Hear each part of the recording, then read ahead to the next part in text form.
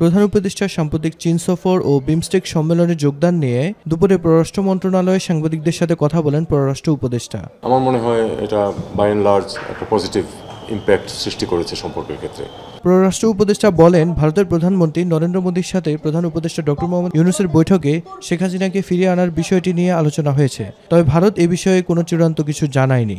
দেখুন, বিষয়টি উত্থাপিত হয়েছে, কিন্তু এটা নিয়ে চূড়ান্ত কোনো কিছু হয়নি। আমি এটুকুই বলবো, আমরা তো তাদের কাছে চেয়েছি যে ফেরত দেওয়া হোক, তাকে বিচারের সম্মুখীন করার জন্য। তিস্তা পানি চুক্তি প্রসঙ্গে পররাষ্ট্র উপদেষ্টা বলেন, ভারত চীন দুই দেশের সাথে সহযোগিতামূলক সম্পর্কে সিদ্ধান্ত গ্রহণ করবে বাংলাদেশ। আমরা ঝট করে আমরা কোনো কিছু প্রত্যাশা করছি না যে কালকেই কেউ এসে তিস্তা সমস্যার সব সমাধান করে দেবে।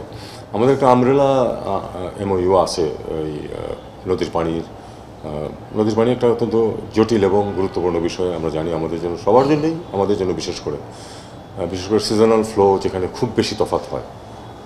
কাজেই এ ব্যাপারে আমরা ওপেন থাকা, যেটাকে বলে, আমরা ওপেন আছি।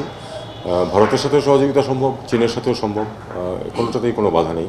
আমরা দেখব যে কোন দিকে, কোন প্রজেক্টে কোন দিক থেকে সহায়তা নিলে আমাদের জন্য সুবিধা হবে, এবং সেই অনুযায়ী ওয়াটার রিসোর্স মিনিস্ট্রি তাদের কার্যকলাপ করবে। প্রধান উপদেষ্টা চীন এবং বিমস্টেক সফর প্রত্যাশা অনুযায়ী সফল হয়েছে উল্লেখ করেন প্রধান উপদেষ্টা।